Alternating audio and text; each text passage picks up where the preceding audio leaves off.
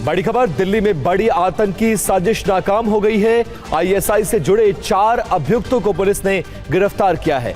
इनके पास से तस्कर नेटवर्क का पर्दाफाश हुआ है। आईएसआई हैंडलर शहजाद भट्टी दे रहा था इन्हें निर्देश। दिल्ली एनसीआर में बड़ी वारदात की साजिश कर रहे थे। गिरफ्तार अभियुक्तों से जिगाना पिस्टल बरामद हुई है। चारों ने संवेदनशील जगहों की रेकी भी की थी।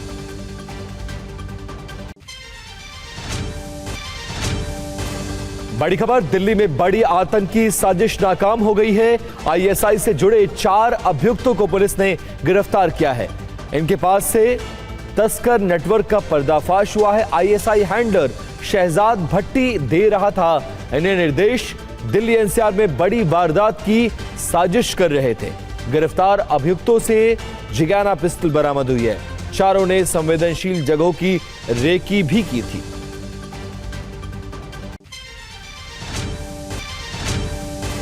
बड़ी खबर, दिल्ली में बड़ी आतंकी साजिश नाकाम हो गई है। आईएसआई से जुड़े 4 अभियुक्तों को पुलिस ने गिरफ्तार किया है।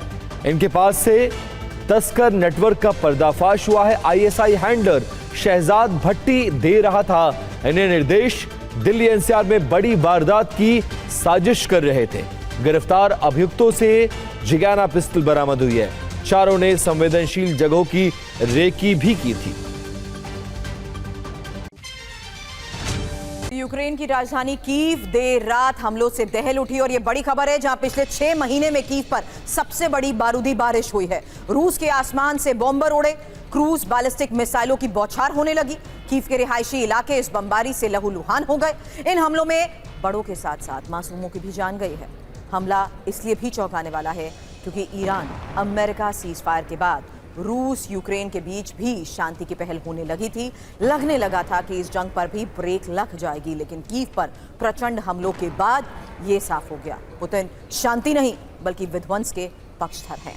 वो कीव को दहलाकर पूरे यूक्रेन पर कब्जे के मंसूबे से अब पीछे नहीं हटे हैं। और कीव पर रूस के बहुत बड़े हमले की अब पहली तस्वीर। इस हमले में 10 लोगों की मौत की खबर है, 60 घायल हुए हैं। आधी रात मिसाइल ड्रोन से हुए हमलों की ये तस्वीरें सामने आई। और ये कीव पर हुआ एक और बहुत बड़ा हमला है, ऐसा हमला जिसमें 60 लोगों के घायल होने की खबर, 10 से ज्यादा लोगों की मौत।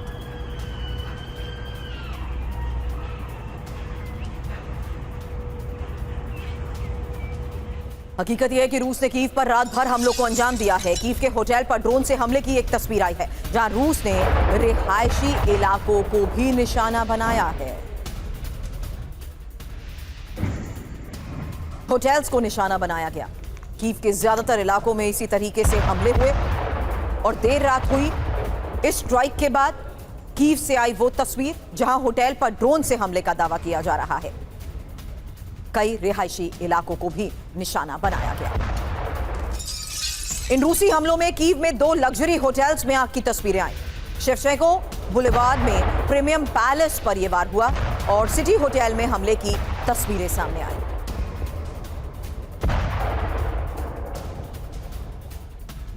अब कीव पर हमले से यूक्रेनी लोग और सहम गए हैं। मेट्रो स्टेशन में लोगों ने शरण ली। ये देखिए तस्वीर। लगातार हो रहे हमलों के बीच लोगों ने शेल्टर में रात गुजारी। मेट्रो स्टेशन लोगों से खचाखच भरा है। वहीं रूसी हमले में रिहायशी इलाकों को भी नुकसान पहुंचा। अगली तस्वीर, कीव में 30 से ज्यादा जगहों पर तबाही की है। इन इमारतों में राहत बचाव का काम भी जारी था। लगातार हो रहे हमलों में यह साफ है कि अब रिहायशी इलाकों पर भी हमले हुए हैं। इमारतों में राहत और बचाव का काम किया जा रहा है।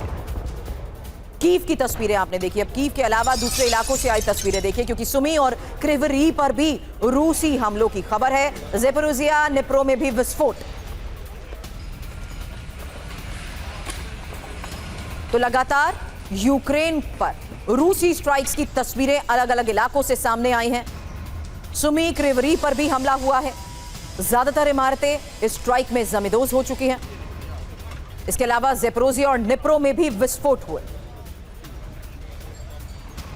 ज्यादातर इलाकों में इसी तरह तबाही की तस्वीरें सामने आई जहां सब कुछ मलबे में तब्दील हो चुका है। साफ है रूसी हमले से यूक्रेन थर्रा उठा है। जहां आधी रात रूस का कीव पर हमला हुआ, रिहायशी इलाकों को टारगेट किया गया, 2 होटल्स पर भी बारूदी वर्षा हुई, वहीं कई इमारतें जमींदोज हो गई। क्रूज बैलिस्टिक मिसाइल से हमलों को अंजाम दिया गया। बड़ी बात यह है कि जेलेंस्की ने भी रूस को हमले की धमकी दी और जेलेंस्की की धमकी के बाद रूस का ये एक्शन। हालांकि इन हमलों में बैलिस्टिक और क्रूज मिसाइल का इस्तेमाल हुआ। KH-101 स्कैंडर M मिसाइल से वार, जबकि जिरकॉन और कैलिबर क्रूज मिसाइल से भी हमलों को अंजाम दिया गया। तो बड़ी खबर यह है कि अब रूस लगातार कीव और अलग अलग ठिकानों पर स्ट्राइक्स को अंजाम दे रहा है, जिसमें जिरकॉन और कैलिबर क्रूज मिसाइल से हमला हुआ है और साथ ही KH-101 स्कैंडर M मिसाइल से भी वार किया गया। यानी इन हमलों में बैलिस्टिक और क्रूज मिसाइल्स का इस्तेमाल किया गया है। बड़ी खबर यह है कि कीव में करीब 28 ठिकानों पर रूसी हमला हुआ है और रूसी एयरफोर्स ने बॉम्बर्स का इस्तेमाल भी किया है। 7 Tu-95MS, 3 Tu-160 बॉम्बर से मिसाइल्स बरसाई गई हैं। बताते हैं आपको एक एक डिटेल। बीती रात रूस ने कैसे कीव पर मिसाइलों से वार किया, उसकी तस्वीर आपने देखी। अब इन मिसाइलों में कैसे यूक्रेन ने मिसाइल्स को इंटरसेप्ट करने का भी दावा किया है, यही इंफॉर्मेशन आपके सामने है। क्योंकि 30 KH-101 क्रूज मिसाइल से हमले का दावा, जबकि 10 को यूक्रेन की तरफ से इंटरसेप्ट भी किया गया। इसके अलावा 24 स्कैंडर M मिसाइल के जरिए हमले अंजाम हुए, जिसमें से 6 इंटरसेप्ट किए गई हैं। 12 जिरकॉन हाइपरसोनिक क्रूज मिसाइल, जिसमें से किसी को भी इंटरसेप्ट नहीं किया गया, और 6 कैलिबर क्रूज मिसाइल, जबकि सभी 6 मिसाइल्स को इंटरसेप्ट किए जाने का दावा भी किया जा रहा है। साथ ही 2 KH-59 क्रूज मिसाइल से भी टारगेटेड हुए, जबकि दोनों मिसाइल्स को इंटरसेप्ट करने का यूक्रेन दावा कर रहा है। बड़ी बात यह है कि रूस ने कुल 74 मिसाइलें दागी हैं और यूक्रेन ने 24 मिसाइलों को इंटरसेप्ट भी किया है। मेरे सहयोगी मनीष झा इस वक्त हमारे साथ स्टूडियो में है। मनीष, अब तक हम ये सवाल करते थे कि किस तरीके से यूक्रेन लगातार मॉस्को को टारगेट करता आ रहा है और रूस की जमीन पर हमलों से उसने युद्ध की सीमा बढ़ा दी है, लेकिन अब क्या उस प्रेशर का कोई नतीजा निकल कर आया पीस टॉक्स को देखते हुए? मुझे लगता है नहीं। इसीलिए अब रूस पूरी तरीके से एग्रीवेट होते हुए और कठोर होते हुए अब यूक्रेन को टारगेट कर रहा है और ये उन्हीं हमलों का नतीजा। बिल्कुल सही कहा आपने। देखिए, 2 बातें हैं। पहली बात तो ये कि रूस और यूक्रेन दोनों के पास आज की तारीख में मारक क्षमता ऐसी हासिल हो गई है कि यूक्रेन भी मॉस्को समेत रूस के तमाम महत्वपूर्ण ठिकानों पर हमले कर रहा है ड्रोन के जरिए, और रूस पर भी दबाव है कि इसके लिए जवाबी कार्रवाई की जाए। और उसी जवाबी कार्रवाई के तहत रूस ने कीव समेत कई शहरों पर मिसाइलों से और ड्रोन से भारी बमबारी की है, भयानक हमले किए हैं।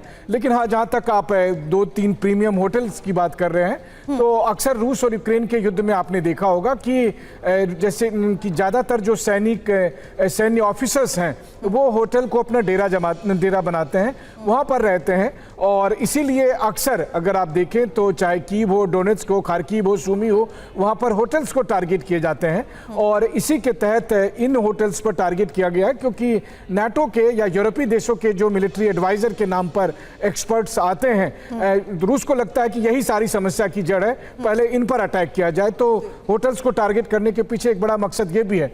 लेकिन यह भी बात सही है कि जैसे जैसे ये उम्मीद खत्म होती जा रही है कि रूस यूक्रेन युद्ध का बातचीत से कोई समाधान निकलेगा, उतना ही ज्यादा ये युद्ध और अधिक विनाशकारी होता जा रहा है। और यही वजह है कि यूक्रेन भी अब तक हुए हमलों को बहुत सक्सेसफुल साबित कर रहा है, क्योंकि उन्हीं हमलों का असर रूस में कैसे दिखा। हालांकि यूक्रेन ने रूसी तेल रिफाइनरीज पर लगातार हमले किए हैं। आज एक और बड़ी खबर यह है कि रूस के निजनी नोव्गोरोड में भी हमला हुआ है और लुकाइल की तेल रिफाइनरी को निशाना बनाया गया है। इन हमलों के बाद रिफाइनरी में लगी भीषण आग की ये तस्वीर।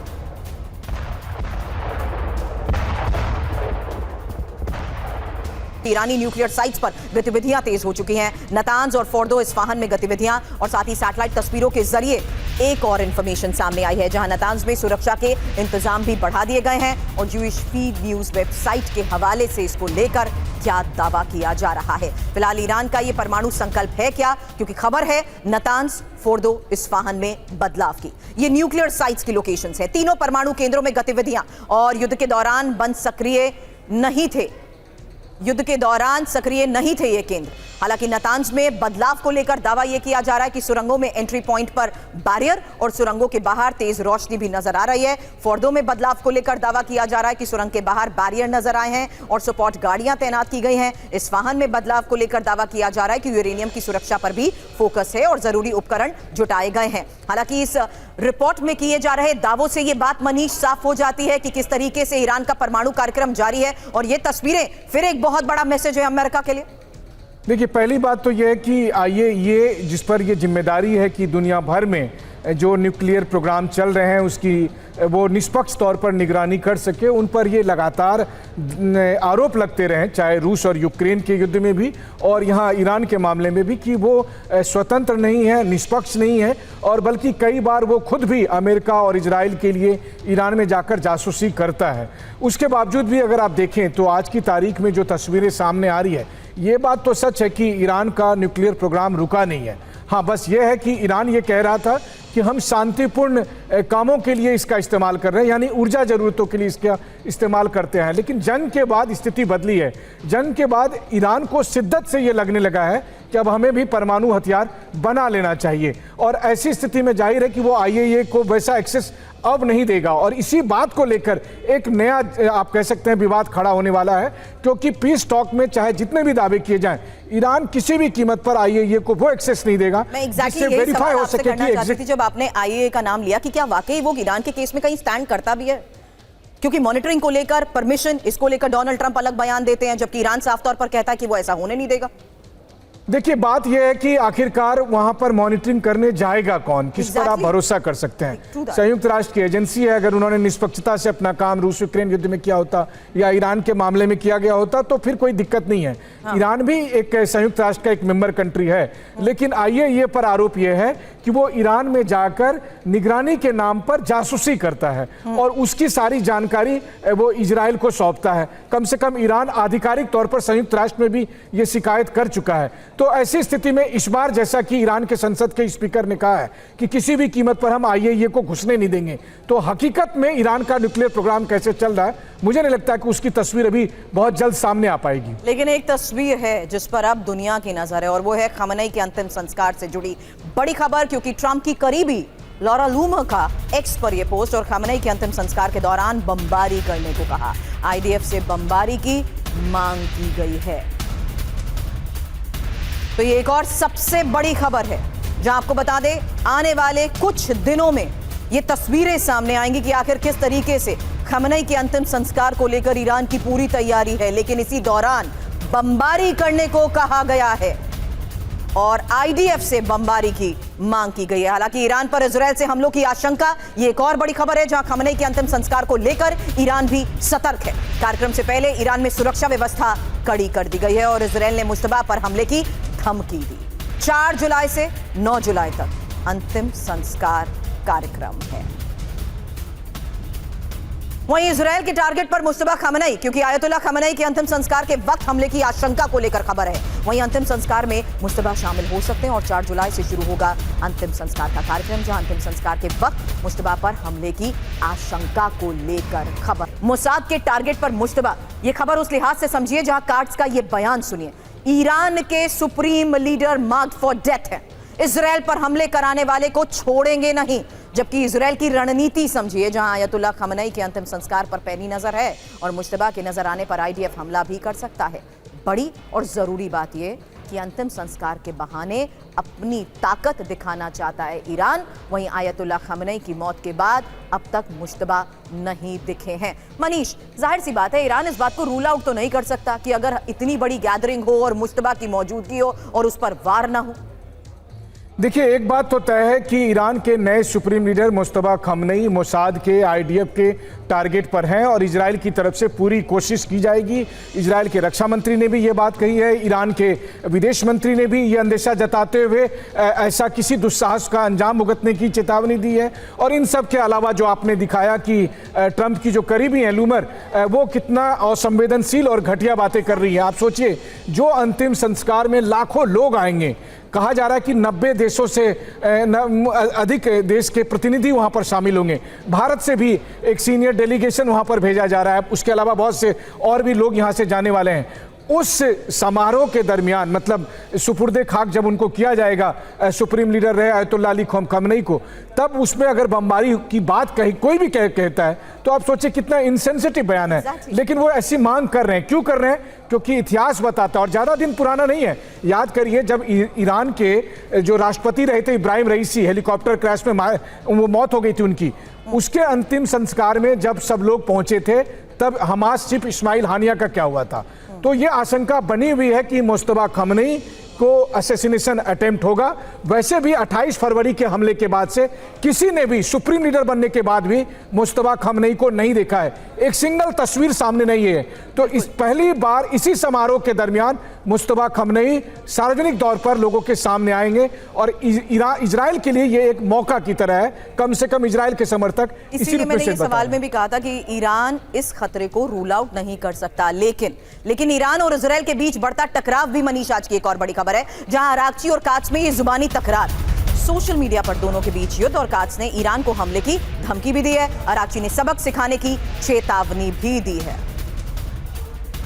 हालांकि कात्स और अराक्ची महायुद्ध की इस घंटी में आज के इस बयान को लेकर खबर सुनिए जिसमें चेतावनी है। चेतावनी प्रहार की एक इंफॉर्मेशन, जहां कात्स की इस चेतावनी में साफ तौर पर कहा गया कि टारगेट पर ईरान के सुप्रीम लीडर हैं, जबकि अराक्ची ने साफ तौर पर कहा कि अमेरिका अपने पालतू जानवर का मुंह बंद करे।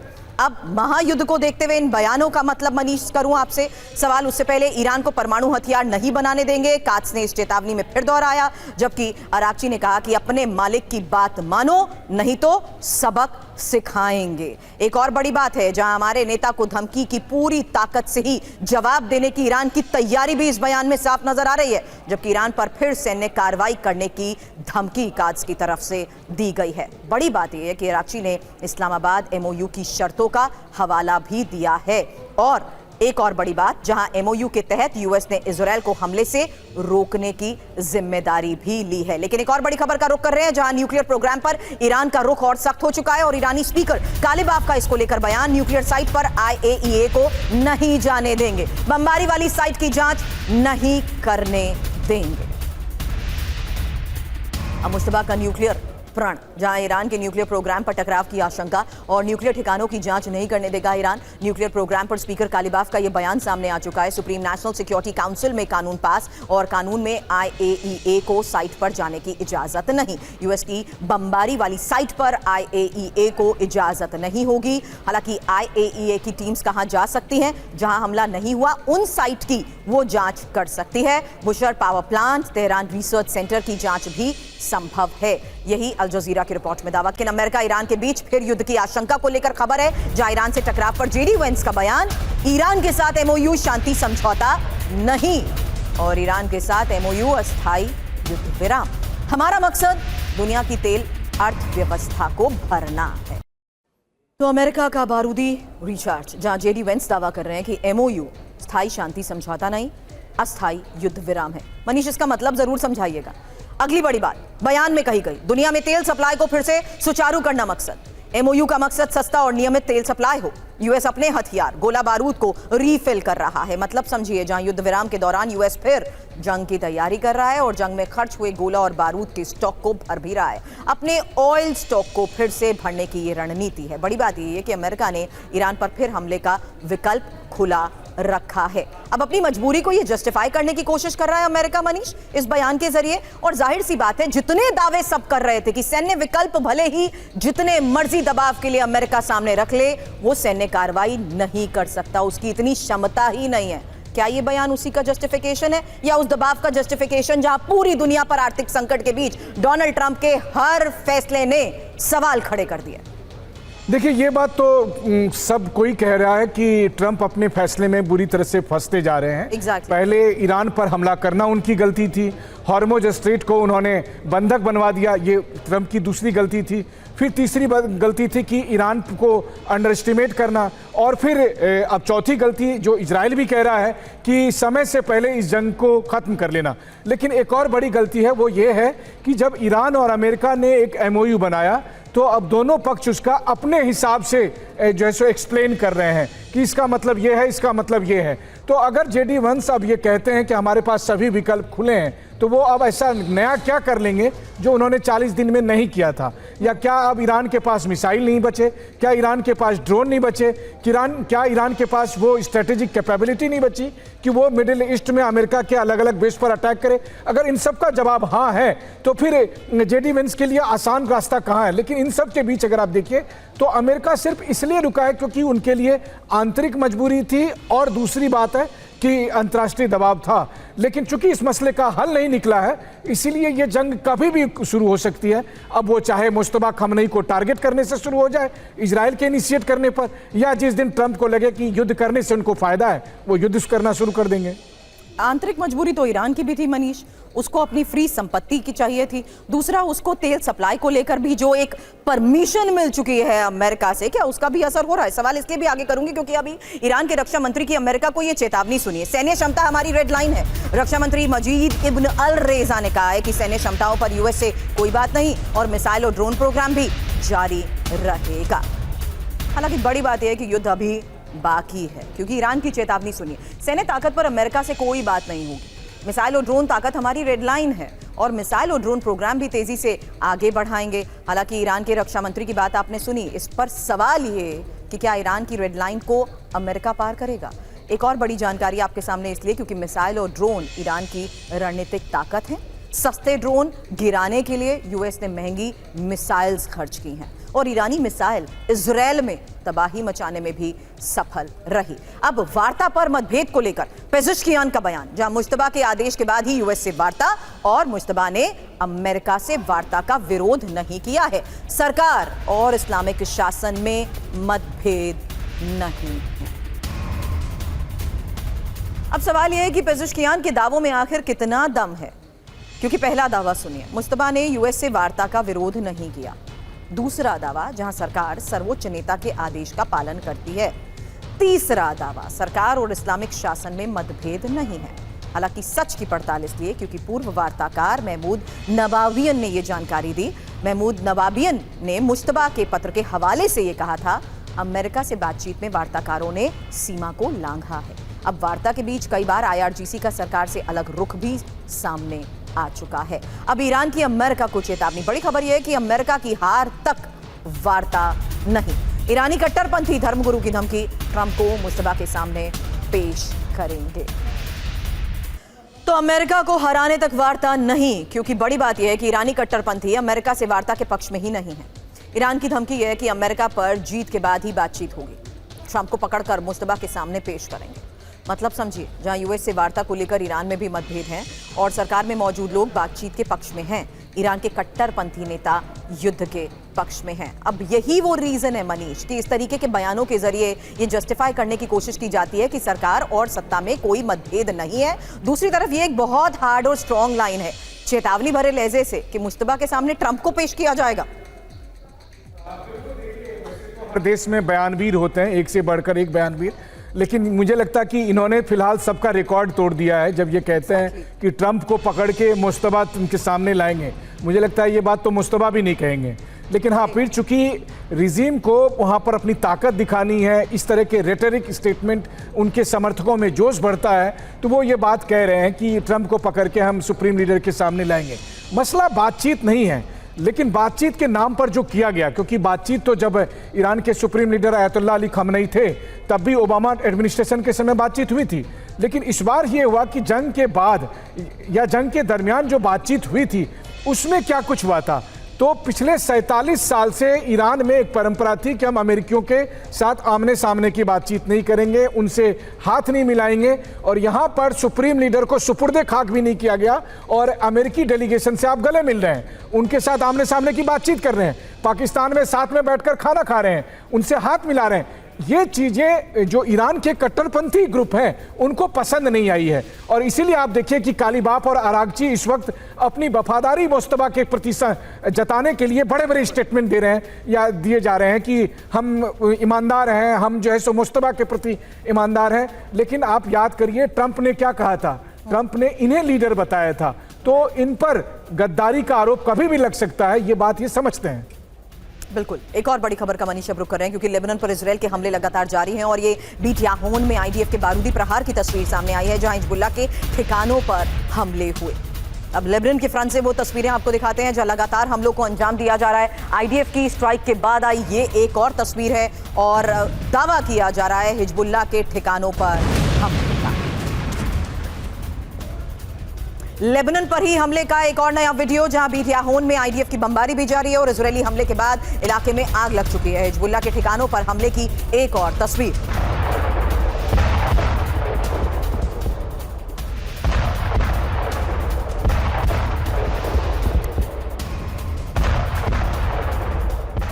बेंगलुरु में आईटी कंपनी के डे केयर सेंटर का वीडियो वायरल। इस कैंपस में चल रहे डे केयर में बच्चे के साथ बर्बर व्यवहार और बच्चे को वॉशिंग मशीन के ड्रम में भी बिठाया गया।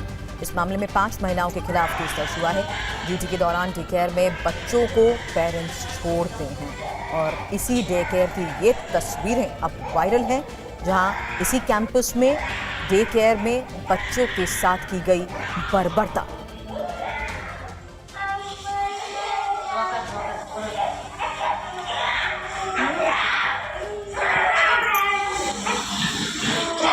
ये आईटी कंपनी के डे केयर सेंटर की तस्वीरें हैं।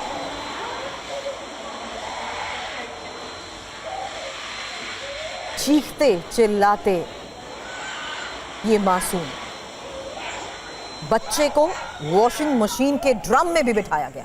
डे केयर में बच्चे के साथ टॉर्चर वीडियो में देखिए क्या क्या है।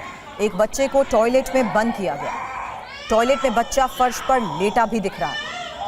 बच्चा बिलख रहा है, रो रहा है, चिल्ला रहा है। एक महिला रोने का वीडियो बना रही है। टॉयलेट सीट पर बच्चे को बिठाया जा रहा है। बच्चे के मुंह पर जेट स्प्रे से पानी डाल दिया गया।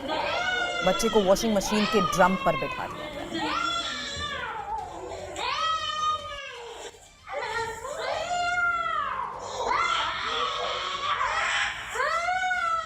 और बड़ी खबर है, प्रधानमंत्री नरेंद्र मोदी ने इंडो पैसिफिक शब्द का इस्तेमाल किया।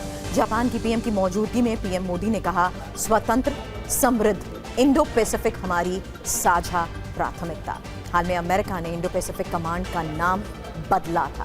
अमेरिका ने नाम बदलकर पैसिफिक कमांड कर दिया। भारत, जापान, ऑस्ट्रेलिया और अमेरिका के क्वाड के सदस्य हैं।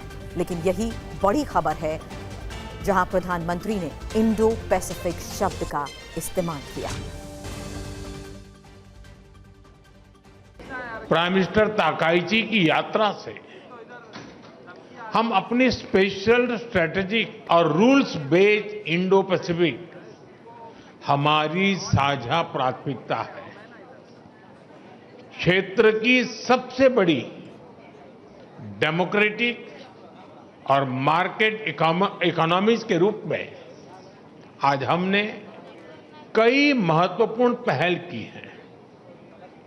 इनसे हम मिलकर पूरे क्षेत्र में शांति, स्थिरता और प्रगति का मार्ग प्रशस्त करेंगे। मनीष मेरे सहयोगी हमारे साथ है। मनीष, भारत और जापान की ये साझेदारी और इसी दौरान इंडो पैसिफिक का इस्तेमाल करना, इंडो पैसिफिक शब्द का इस्तेमाल करते हुए क्या मैसेज? देखिए, शेक्सपियर ने कहा था कि नाम में क्या रखा है, लेकिन नाम में बहुत कुछ रखा है। वो इसलिए क्योंकि जब आप चीन की चुनौतियों का सामना करने के लिए गठबंधन क्वाड के नाम से बनाते हैं, जिसमें भारत, जापान, ऑस्ट्रेलिया और अमेरिका उसके सदस्य होते हैं, तब ये धारणा होती है कि पैसिफिक कंट्री और इंडियन ओशन वाले कंट्री दोनों मिलकर चीन की चुनौती का सामना करते हैं। लेकिन ट्रंप तो ट्रंप ठहरे, उन्होंने इंडो पैसिफिक कमांड का नाम बदलकर पैसिफिक कमांड कर दिया और अपनी प्रायोरिटी बता दिया कि उनको चीन से लड़ने की, चीन का सामना करने की हिम्मत नहीं है। लेकिन आज भारत के प्रधानमंत्री और जापान के प्रधानमंत्री जब एक मंच पर थे, तब दोनों ने एक स्वर से ये कहा कि हमारे लिए इंडो पैसिफिक हमारी साझा प्राथमिकता है। तो जाहिर है कि ये अमेरिका के लिए एक संदेश इस मायने में है कि जिस अमेरिका ने इंडो पैसिफिक कमांड का नाम बदलकर पैसिफिक कमांड कर दिया था, उसे भारत और जापान के प्रधानमंत्री ने कहा कि हमारे लिए अभी भी इंडो पैसिफिक एक इंपॉर्टेंट चीज है, वरीयता प्राथमिकता रखती है। वो इसलिए क्योंकि अगर हम साथ हैं तो हमारे लिए जो सुरक्षा चिंताएं हैं, हमारे लिए जो यहाँ पर चुनौतियां हैं, उसका हम मिलकर सामना करेंगे। रही बात अमेरिका को, जब ये समझ में आएगा तो वो पैसिफिक को फिर इंडो पैसिफिक कर लें। मनीष, शुक्रिया फिलहाल इन तमाम बड़ी खबरों पर एक एक इन्फॉर्मेशन साझा करने के लिए। मुंबई में खुले मैनहोल में युवक गिर गया। बड़ी खबर आपको बता दें, 25 फीट गहरे मैनहोल में ये गिरा है और युवक को बचाने के लिए रेस्क्यू का काम किया जा रहा है। तो लगातार हो रही बारिश किस तरीके से मुसीबत साबित हो रही है मुंबई में, उसकी एक और तस्वीर, जहां देखिए कैसे युवक को निकालने की कोशिश की जा रही है। हालांकि हर जगह जल जमाव एक सबसे बड़ी समस्या बन चुका है, लेकिन बारिश के बीच खुले मैनहोल से युवक के गिरने की एक बड़ी खबर सामने आ रही है। 25 फीट गहरे मैनहोल में ये शख्स, ये युवक गिर गया है। शुभम पांडे इस वक्त हमारे सहयोगी हमारे साथ है। शुभम, रेस्क्यू तो किया जा रहा है, कोई कामयाबी मिल पाई? देखिए, बिल्कुल अपने दर्शकों को हम अपडेट देना चाहेंगे कि इस वक्त जो मुंबई के साकीनाका इलाके में मैनहोल में 60 साल के व्यक्ति जिसका नाम है असलम शेख, वो जब चल रहे थे उस वक्त बरसात हल्की सी हो रही थी, उनका जो ध्यान नहीं था और वो गटर में गिर जाते हैं। कुछ दूर जाके उनकी बॉडी को निकाला जाता है, लेकिन अस्पताल रेफर किया गया। जो जानकारी मिली कि उनकी डेथ हो चुकी है। लेकिन फिलहाल देखिए, जिस तरह से घटना घटी है, वाकई में बीएमसी के कर्मचारियों पर बड़े सवाल खड़े हो रहे हैं कि जब बरसात का समय था तो नाले की सफाई क्यों की जा रही थी, मैनहोल को खुला क्यों रखा गया था। ये बरसात के पहले का काम होता है, जिसकी वजह से जब बरसात होती तो पानी कहीं एक जगह पर जो है वो रुकना न जाए, इसी वजह से वाटर लॉगिंग की समस्या होती है। और यही वजह है कि इसकी सफाई की जा रही थी, जो नाले की सफाई हो रही थी, इसी दरमियान ये घटना घटी। कुल मिलाकर कहा जाए कि बीएमसी की लापरवाही जो है एक बार फिर से आ रही है। इस वक्त यहाँ पर डिप्टी मेयर संजय गाड़ी जो है वो इस वक्त मौजूद है। तमाम उन अधिकारियों को बुलाया गया, उनको फटकार लगाई जा रही है और स्थानीय लोग जो है इकट्ठा हो गए। लेकिन फिलहाल जो असलम शेख, जिनका नाम था, जिनकी उम्र 60 साल थी, उनकी जो है वो मौत हो चुकी है। पूरी जानकारी के लिए आप